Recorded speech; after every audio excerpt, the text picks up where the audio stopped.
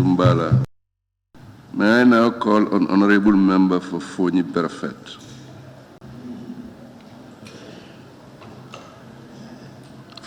Honorable Member for FONI BREFET. Thank you very much, Honorable Speaker. Honorable Speaker, this House has a critical boson before it at a critical time that requires critical thinking. However, Honorable Speaker, the government has a responsibility, and the citizenry also has a responsibility towards the fight of this pandemic, COVID-19. It appears, Honorable Speaker, all concerns of National Assembly members are the same. However, I want to seize this opportunity to thank the Standing Committee on Human Rights and Constitutional Matters for injecting enormous energy into the report that have been presented to us for consideration. In addition to that, Honorable Speaker, I want to bring to the attention of this Honorable House the need for the recommendations of the committee to be adhered to by government as quickly as possible. It has been mentioned over and over by a lot of honorable members. I don't want to take too much of time, but just to highlight its importance that the provision of social safety nets to the vulnerable people. Speakers before have alluded to that a lot of people in this country live from hand to mouth. So if their activities are restricted, that could lead to something else. And the member for Sami has stated that hunger is more dangerous than COVID-19, and I agree with him. The second issue is the issue of transportation. The reduction by half of passengers by commercial vehicles needs to be considered. Imagine vehicles flying from the provinces coming to Combo to carry, that are meant to carry 20 people, and as now are by regulation required to carry 10 people. For example, 40 by 10, that's 400. And imagine the number of fuel they have to buy. So that will cripple the transport system, and some of them will resort to stay at home, and that may cause a lot of difficulties to commuters. So that, to me, let the government consider that. It was an issue which is very, very critical, and it requires critical thinking, as I said. The other issue is the issue of compliance. I think a lot of sensitization has been carried out by the Assembly members, the radios, the government, and all stakeholders. However, my findings has indicated that a lot of skeptics who don't even believe in the existence of this dreadful pandemic of COVID-19. But these regulations have come to enhance that. Now, the fundamental question we should ask that, what is the government's strategic mechanisms that would ensure these regulations are implemented to the letter? But having the regulation is one thing, its enforcement is another thing. The member for UNIB has said that if you go to certain areas of the country, football is as active, very, very active.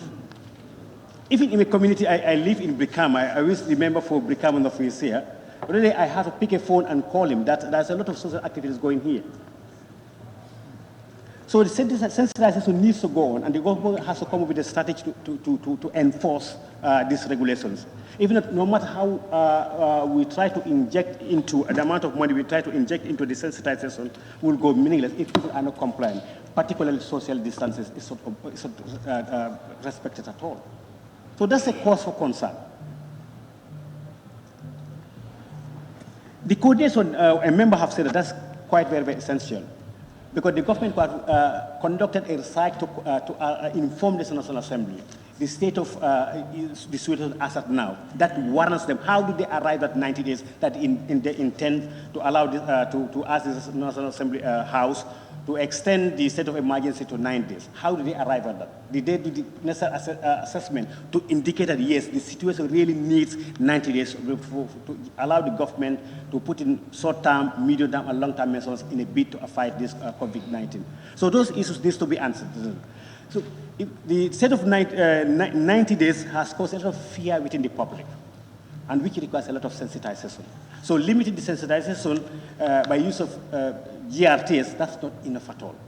So I would like to employ every National Assembly member to intensify the sensitization by sensitizing our people, that the government has a responsibility. And as a result of that, they feel that prudently that this number of days will be sufficient to allow them to put in the necessary things to address the spread of this COVID-19. Sensitization is key, and I would like to bring you a case. In my constituency, I went to Alcalos, one of the communities compound, Alcalos compound in my own village, and a group of kids came and said, no, Honorable, wash your hands. I was kind of very embarrassed. They said, no, you must wash your hands before you enter the compound. That indicates that despite the government's intention to close our borders, they have limitations. Our borders are so porous that the government, with all its intentions, is practically impossible for the government through the police to be present in all our borders. So what all we need to do is, as a people, as a community, as community people, we must take the lead by making sure that we become police officers of our own, by watching in who comes in and who goes out. That will help us a lot. But the government, definitely, we all know, with limited resources, we have a limited economy. So the government will have its intention, but definitely they will not have the financial resources to reach out everywhere. But the issue of social safety nets, that's very, very crucial. Honorable Speaker, to conclude, say that nearly all concerns are the same. Concerns raised by National Assembly members. I don't want to take too much to be repetitive, go over what others have said over and over and over. But then in the report, the government has indicated that they are thinking, as someone has said that. But the fundamental question I would like to ask is, when and how does the government plan to provide social safety nets to the citizens, particularly to the vulnerable? This is key, because the situation is so critical, so any day that is lost could be detrimental to the citizen. So I want to implore on the government to act as quickly as possible to ensure the concerns raised by the committee and National Assembly members have spoken before, so that these issues will be addressed in the best interest of the nation. But then, as I said, I concluded, but just repetitively, that we need to do more, and each and every one of us has a responsibility to ensure, to monitor who comes into your compound, who goes out of your country, who enters into the village, because we don't have enough security to man all our borders. In that note, Honorable Speaker, I want to